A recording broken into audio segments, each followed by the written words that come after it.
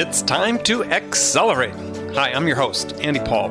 Join me as I host conversations with the leading experts in sales, marketing, sales automation, sales process, leadership, management, training, coaching, any resource that I believe to help you accelerate the growth of your sales, your business, and most importantly, you. Hello, and welcome to Accelerate. I am excited to talk with my guest today. Joining me is Erik Qualman, #1 best-selling author and motivational speaker. Erik has performed in 45 countries, reached 23 million people just this decade.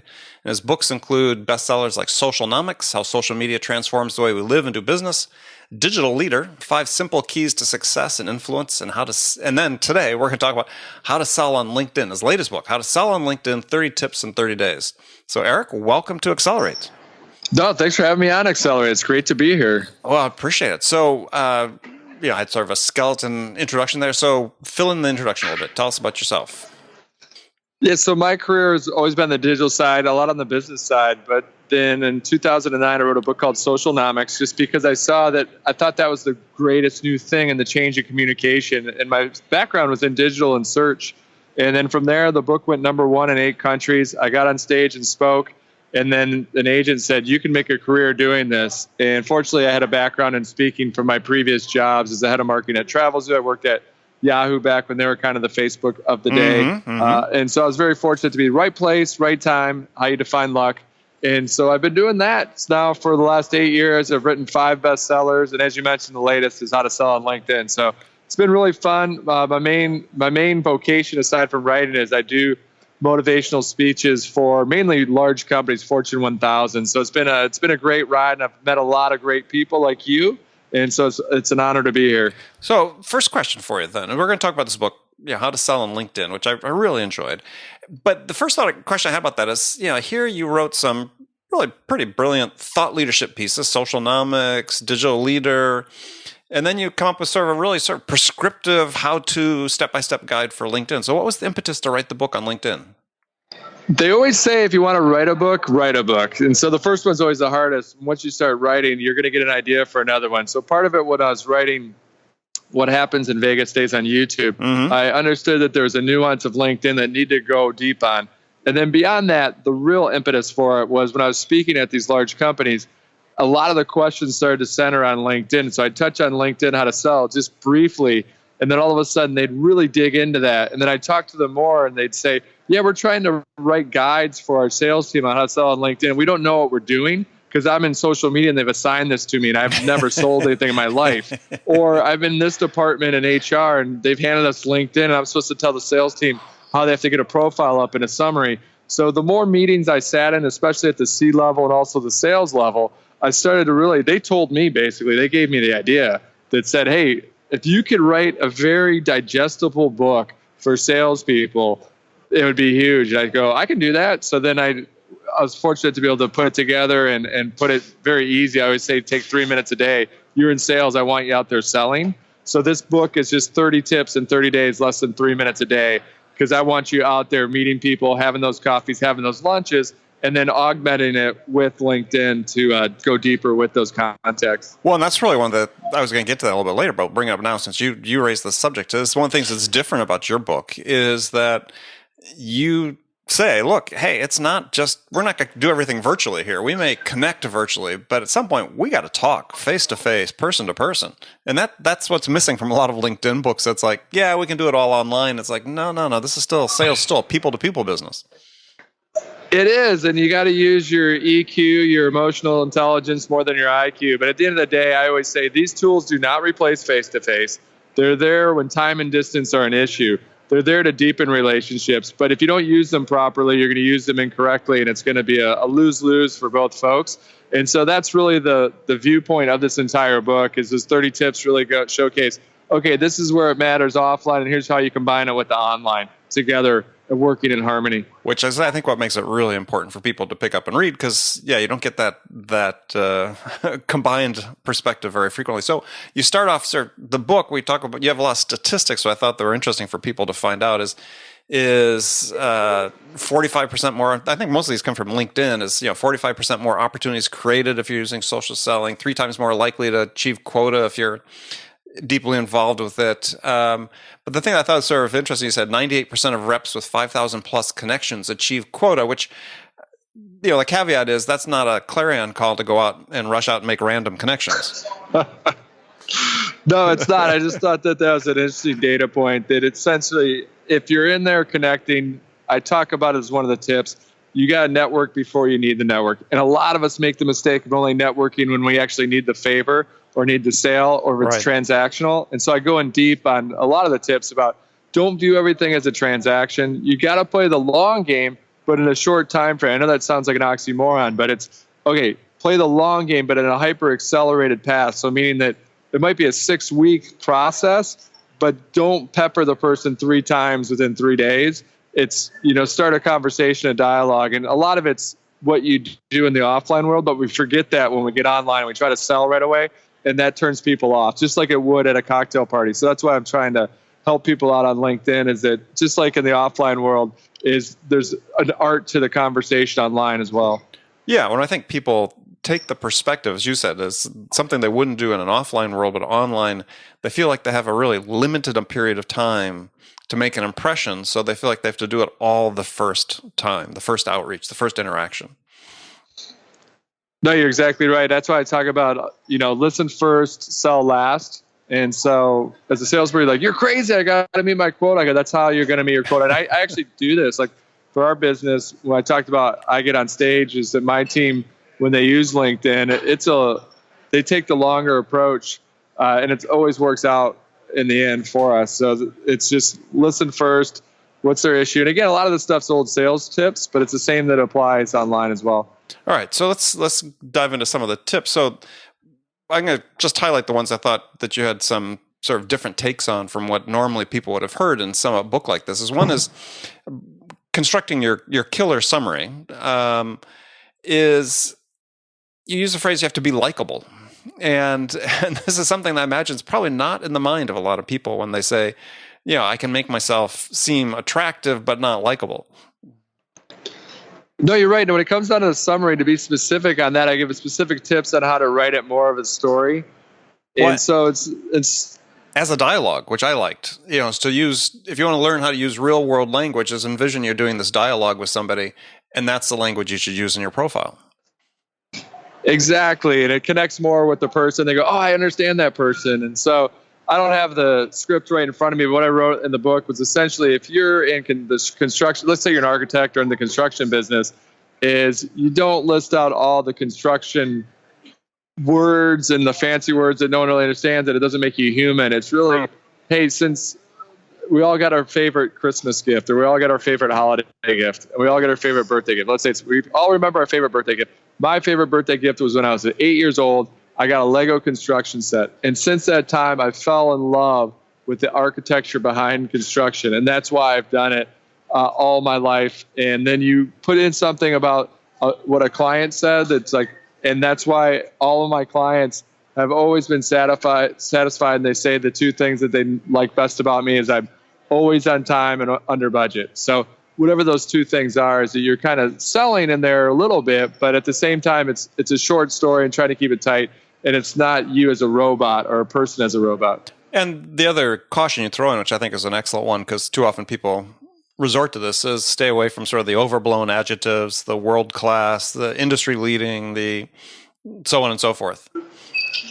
No, exactly. And the 4 tenets I talk about on your summary is you've got to answer these questions. Is like, how and why you're going to be a helpful and valuable partner. Are you likable? That's what we're talking about likability when you write it. Are you trustworthy? And what makes you unique, and why is that so great? And so that's really the 4 pieces that you kind of want to cover off in your summary in a short way. And we give specific details in the book about how you take an offline conversation and then put that into a LinkedIn summary. Right.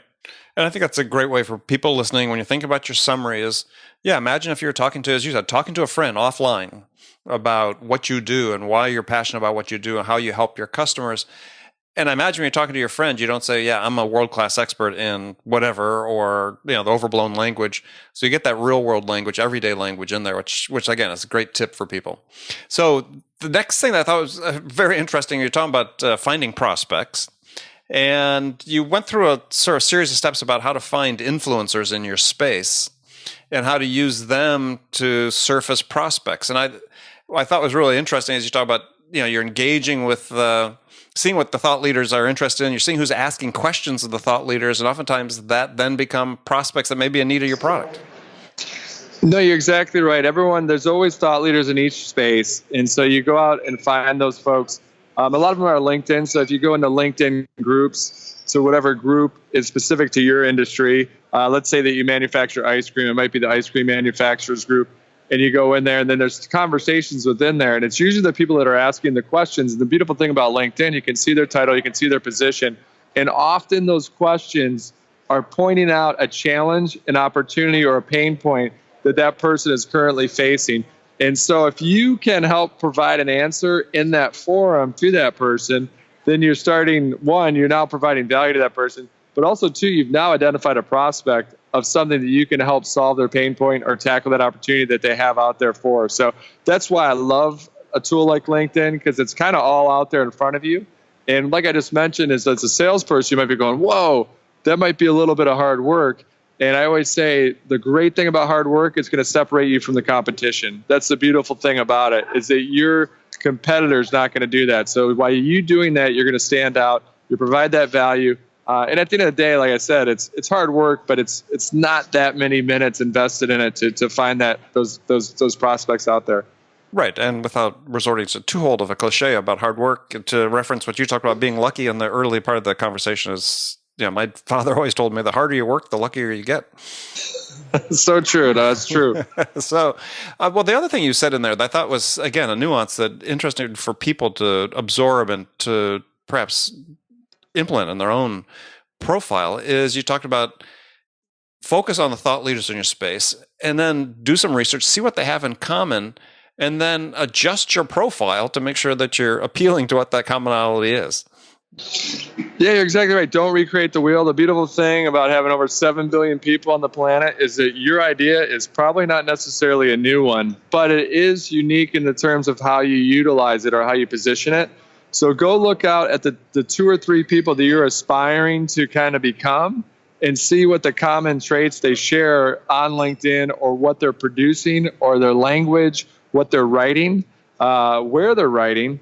And you can kind of utilize that, go, okay, obviously the 3 commonalities are this. They're all centered on this word on LinkedIn, and they're all centered around doing this type of video on LinkedIn or this type of blog post on LinkedIn. So that obviously seems to work. And so they've kind of done the R&D for you. They've paid it with their probably larger budgets. And then you can kind of take the best of what they do and then spin it to what's in your wheelhouse and what you're good at, and then go from there. And another tip you give is to compare your network with your competitor's network. So why is that important? Well, it's important to see who are they surrounded by, right? So we talk about the people's enabler, and we know that quite well, both offline, it's who you surround yourself with, and then also online. And so figure out who are they connected to and who they're connected with, and then you can reach out to those folks as well. Try to find that commonality. Let's say you find these 20 people that they're connected with. Well, they're probably connected to hundreds, but you narrow it down to, hey, there's 20 that they're connected with that actually went to the same alma mater that I did. And so that's an easy way for me to connect with those people. And then now you're starting to run in the same circles. Right, which leads to the next topic we might want to talk about with warm introductions. And it's something that, again, that oftentimes people aren't using correctly within LinkedIn, because what they do is they may see somebody has a second level connection with somebody they want to be in touch with, and they ask for the introduction as opposed to asking for information about that person or what that person might be concerned about and so on. So what other information do you have or tips do you have for people to use LinkedIn for warm introductions? It all depends on the connection you have. That's why I always stress network before you need the network. So if you're constantly, I always say carve out 3 minutes a day. And all of us have 3 minutes a day if you don't have to get a life, but everyone has 3 minutes they can carve out. And I talk about as one of the tips is posting it forward. And what posting it forward means is that each day you're going out and you might be endorsing someone on LinkedIn. That's an easy way. It takes a couple seconds to go out and endorse someone for a skill set. And it's going to send them an alert that, hey, Erik just endorsed you for this. So they're like, oh, that's really cool. It made me feel good that this person endorsed me. But the reason you're posting it forward is, number one, is the science shows it's going to make you feel good. It's the right thing to do as a human being. But the second thing is that obviously makes the recipient feel good as well, is that is networking before you actually need the network. And posting it forward every day for 3 minutes, whether it's endorsing someone or highlighting someone, saying, hey, here's 3 thought leaders I respect in this space because of X, Y, and Z, and you list their name, is that long term, what that's going to allow for you to do is when you need that warm introduction, it's warmer in terms of asking for it. That at some point, maybe it was a month ago, you actually endorsed that person, or a month ago, you highlighted them and said, hey, congratulations to Jim on his brand new job. So when you reach out to them, it's actually not out of the blue after 4 years. But when you do reach out, if there's anything you can do to provide a value to that person before you ask for that introduction, that'd be fantastic. Secondarily, is indicate why you want to be introduced to that person, the value that you're going to bring. Because we always protect our connections. And so we want to make sure that if we're providing that introduction, it's win-win-win. So win for the introducer, me, the person you're asking to introduce, as well as the person that's actually asked for it, and also the person that's receiving it. So indicate why you want that introductions and what the value you're going to bring to that person by being introduced to them. And then that is a win-win-win scenario for everyone. So that's a way to provide value throughout the chain. So that's what I strongly stress. Rather than just going, hey, can you introduce me to this person? You actually go, you've posted it forward so it's not too cold of an entry. Secondarily, you've indicated why you want to be introduced to that person, the value you're going to bring to that person, and then you go from there. Well, and the beauty about posting it forward is if people are familiar with Robert Cialdini's book, Influence, is, one of the 6 core, fundamentals of influence is reciprocity. It's sort of almost encoded in us. People do something for us. We feel sort of the human need to reciprocate and to do something for them. And so posting it forward certainly plays into that. And the other thing that I think, great point you made about the warm introductions, is just that we too often assume that people know what we do or what we're interested in the introduction for. And you said you have to be very specific with the person that's connection, that they understand exactly what you're looking for. No, you're exactly right. And I personally, like a lot of people, you love helping people out. So if it makes sense to introduce you to someone, you're happier than heck to do that. So don't also be afraid to ask for that introduction. Especially if you have a good relationship with the person, is that we do as human beings, and the neuroscience shows that we want to help each other. So when you reach out to the person, some people are just afraid to ask for that introduction, but don't be afraid, especially if a good relationship. Well, and then the last part on that, again, that you recommend, I thought was certainly different than what you see normally, is you recommend, once you get that introduction, don't message within LinkedIn, but use email for the outreach. Yeah, no, and a lot of people don't understand one of the greatest things about LinkedIn is if once you have a first connection with someone, you can hit the button. It's real high on the page. It's a little hard to find, but look below their profile picture. There's a contact button, and if you click that, it usually opens up and drops down. It usually has their email address. And so that's a way to, if you don't have their email address, you can get it on LinkedIn. A lot of people have it in that spot. Right. So once you have that first connection, you can get it. And then crazy enough, not to get too much into the weeds, because this is getting a little bit more technical than I do in the book. But you can actually, it's very easy to go in and Google how to download all your contacts from LinkedIn. And I got to think at some point LinkedIn's going to stop you from being able to do this. But the other day I downloaded 13,000 emails because all my connections on LinkedIn, you can actually download all the emails. All right. Tip of the day. We're not going to tell LinkedIn that it came from Erik. We just heard it. We just heard it on a podcast somewhere. Yeah. No, it's totally upfront and above board. I'm just saying at some point I would think LinkedIn might not allow for you to do that, or you'd have to charge to do that. But right now it's great. You can go just download all my contacts' emails that are connected on LinkedIn.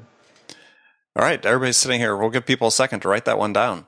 So the next thing you talk about, you mentioned this before: listen first, sell last. One thing that I liked about that was you talked about when you get to the sell stage. We talked about this before: is setting up offline meetings. So you've engaged in some active listening, you've started interacting, joining a conversation, adding value to them. But then when it comes time to meet, do it offline. Exactly. Yeah. I mean, I think that you've got to play it by ear on what the person, that's using your EQ again, on what the person likes, but you can never replace the face-to-face meeting, and we know that. And so the quicker you can get to an offline meeting, that's fantastic. And then when you do that, though, I see so many salespeople make this mistake. It used to be in the old days, the mistake that was made is they'd call and they'd talk for 5 minutes, and then they wouldn't leave their phone number or their name. I was on the buy side, right, like head of marketing, and I'm like, are you crazy? I just wasted 5 minutes on time listening. He didn't leave him his number or his name, or he said it so fast I couldn't discern it. Is that the biggest mistake I see now is, hey, do you want to grab lunch sometime? Instead of like being specific about the scheduling, is that you've got to make it as easy as possible for that person, rather than putting the onus, what day works well for you? Well, they go, I got to go look at my calendar. I've got to have my admin look at my calendar and figure out what day works for me. Rather than if you give them a couple of dates, they can look at that specific date and see that it's open and go and grab it and go, yep, that sounds good. And the more you can space those dates out, one's probably like in the near term this week, one's maybe 2 weeks, and one's 3 weeks out, you give them a bunch of options. And a lot of times if they take the 3 week, they might take the 3 week one out because they're like, oh, that's not for a while, I'll take that meeting. Or they'll take the immediate one because they know there's nothing there and nothing's going to jump on their plate. So that's why you want to give them those options. Well, and I love the phrase you used in the book, which I think is a great thing for people listening to remember. Is you said LinkedIn is just a way to communicate before and between real world meetings, and it's not a substitute. Exactly right. It's much more fun to be there face to face. And so that's why you're in sales. Just remember these. This is a great tool. It's the world's greatest sales tool that's ever been invented, but it doesn't replace face to face. Yeah, and then sort of the last thing about the book and LinkedIn is you had some really great questions that I think people could easily use to sort of initiate conversations. One was, says, what are you most excited about in the next 12 months? And it's a great discovery question. And then the other was, if they've quantified a dollar value or monetary opportunity related to what they're most excited about. So do they know what they're most excited about, and then do they know what the value is to them? Yeah, no, it's so interesting because a lot of times people go, what's your budget? And digitally, that's really tricky. They're not going to answer that. So I always like to walk them through, okay, what's the biggest challenge or opportunity you're facing? And then if you nailed that, what's the dollar opportunity that you think you've done with that? So they might say, hey, if we figured out how to do X, Y, and Z, I think it's like $3 million that we'll get out of it. So now you kind of know their budgets, anything south of $3 million, if just for simplicity's sake. Sure. But also, too, is that they don't know the budget, then that's probably telling you that you're not dealing with the decision maker, or they don't know what the opportunity is. They're probably not dealing with the decision maker, or you can help them figure out what that dollar value is for that. So there's a lot of reasons why you want to ask that question. And I'm a huge fan digitally of always asking thought-provoking questions to where it's going to let you stand out, and then they're going to stop and think about it. So we just entered in a brand new year. And so one of my things is always asking, what's your word for this year?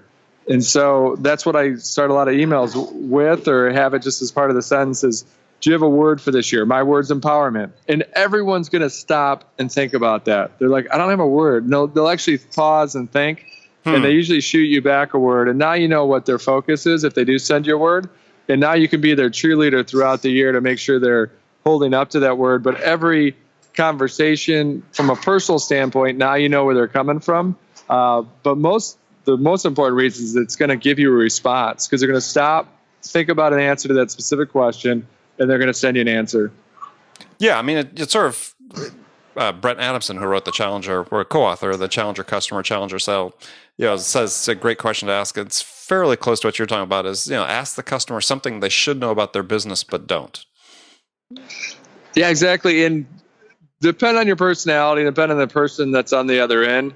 That's where, again, you're going to use your EQ. But I'll even send like an animated image a lot of times. Instead of saying, let's grab beers, it's like, let's grab, and then you just put the beers, right, the images. Or I might say, my favorite Girl Scout cookie is, and I'll post an image of that cookie. Or if you don't want to post an image, just write out what that Girl Scout cookie is. Again, they're going to answer that question because everyone's eating a Girl Scout cookie in their life and they all have an opinion on it. So they're going to reply back. And now you've got it now on a personal level, and it just makes things a lot more fun. And when you have fun, the sales are going to continue to roll in digitally. Excellent. And so, Eric, now we're going to finish up the show. I've got in this segment of the show, some standard questions I ask all my guests. And this first one I've asked well over 400 people of interest to get your response to it. And it's a hypothetical scenario where you, Eric, have just been hired as VP of sales at a company whose sales have stalled out. CEO is anxious to hit the reset button, do a turnaround, get back on track quickly. So what 2 things could you do your first week on the job that could have the biggest impact? This is a fantastic question. I love this type of the show, so this is great. And I'm going to steal from someone I interviewed in a book, Digital Leader.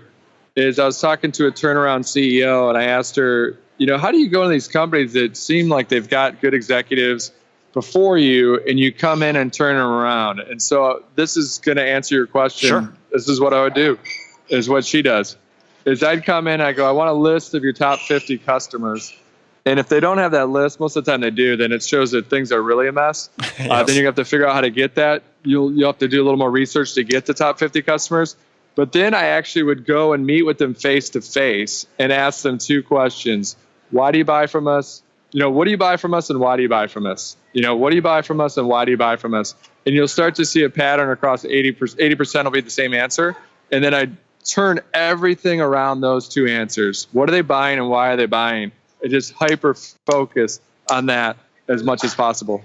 Excellent. Great answer. Okay, so now I've got just a handful of rapid-fire questions. Give me one-word answers if you want, or you can elaborate. So the first one is, when you, Eric, are out selling your services, what's your most powerful sales attribute? Our most powerful sales attribute is actually producing video, showcasing them what we actually do. And so that's been the biggest winner for us. Not only me on stage, but also we've gotten into a 3 and 4D animation part of the business. And so, and it was just by mistake, right? So I wrote Socialnomics, I was given a speech, and I used an existing video. And then I decided, I need a video like this, but like specific to what I'm talking about to open up.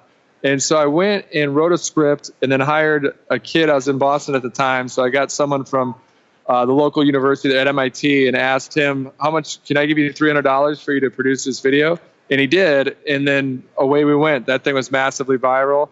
And then subsequently, I've actually started a company, an animation company, and we've even done work for Disney. So a lot of times you just have kind of that dumb luck. But for us, it's definitely been video and then also testimonials. Just like any business you're in, every testimonial, and we make sure we ask for those the moment we're done with the project or in the middle of it. Right. Because once it's over, it's so hard to get them. So we want to make sure we always have it as part of our process. We've got to get that testimonial. The more specific it is, the better. And then from there, let past partners and clients speak for us. And so that's the biggest win for us, just like it is for a lot of the listeners. Excellent. Okay, so if you have one, who's your sales role model? Oh man, I'll tell you who I listen to a lot. Going back, I go old school. I get in there, do Zig Ziglar, listen to that stuff. Yep. I listen to Tony Robbins. More modern day guys, like a peer who I know who's a great guy, and he practices what he preaches. Gary Vaynerchuk. Yep. So he's fantastic.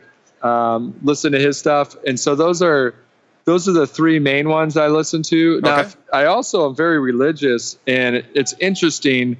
If you look at the churches like an Andy Stanley out there online or a Brad Thomas, you'd be surprised and amazed at how digital those churches are. They're some of the most progressive when it comes to digital out there, but more importantly, when it comes to sales, if you listen to their mindset and you listen to what they're doing, they're actually part of the sales process. And when you think about what they're doing when they're building these churches as well, is that they have to raise money. So everyone's in sales, right? Right, everyone's in sales, yep. And so if you listen to those, they share a very common theme with all the folks that I already mentioned. Okay, excellent. So besides any of your own books, what one book would you recommend every salesperson read? Give and Take by Adam Grant. And it's a recent book in the last couple of years. And Adam's out of Wharton. Okay. But he's more of a social scientist. But he talks about, and he did a lot of research, that the more you give, the more you'll get long term.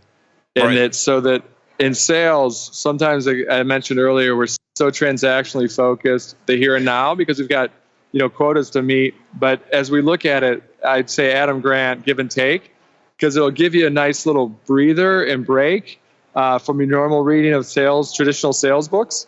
but I think that long term it'll probably have the biggest impact on your bottom line. Okay. Like it. Great recommendation. Okay. Last question for you. What music is on your playlist these days? Oh man, I am like the biggest Christmas song listening guy. And so New Year's Eve can't come soon enough for my wife, because after like 10 days, she's like, you got to stop listening to that. So we're recording this in early January, so it's right after the holidays, right? That's what historically is on my playlist, but I'm trying to learn Spanish. So anything that is Latin related. So Juan Luis Guerra, Shakira, Juanes. So I'm listening to all Spanish music, and it's fantastic. And I'm also hopefully getting some of the language by osmosis. Excellent. Well, good. Well, now we know what your word for another word for 2017 for you is Spanish or Espanol, right? There you go. But when I'm at the gym, I actually do a lot of YouTube videos just around other speakers. So just checking out the competition and actually learning from them. Oh yeah, absolutely. Well, that's why I do this podcast. Is incredible learning opportunity for me. So, Erik, thanks for being on the show today. So, how can people connect with you and find out more about what you do? Well, it's an honor to be here. I'm very easy to find. It's my first initial last name. Sounds like a superhero, so I'm Equalman. And that's why I wear the Clark Kent green glasses, is because we think we're a superhero, at least in our own minds. And so it's Equalman.com. It's Equalman at Equalman. Twitter at Equalman. You get the point. If you look up Equalman, you'll find me. All right. Well, Erik, again, thank you very much for being on the show. And friends, thank you for taking the time to spend with us today. Remember, make it part of your day every day to deliberately learn something new to help you accelerate your success. Easy way to do that is join my conversations with top business experts like my guest today, Erik Qualman, who shared his expertise about how to accelerate the growth of your business. So thanks again for joining me. Until next time, this is Andy Paul. Good selling, everyone. Thanks for listening to the show. If you like what you heard and want to make sure you don't miss any upcoming episodes, please subscribe to this podcast on iTunes or Stitcher.com. For more information about today's guest, visit my website at andypaul.com.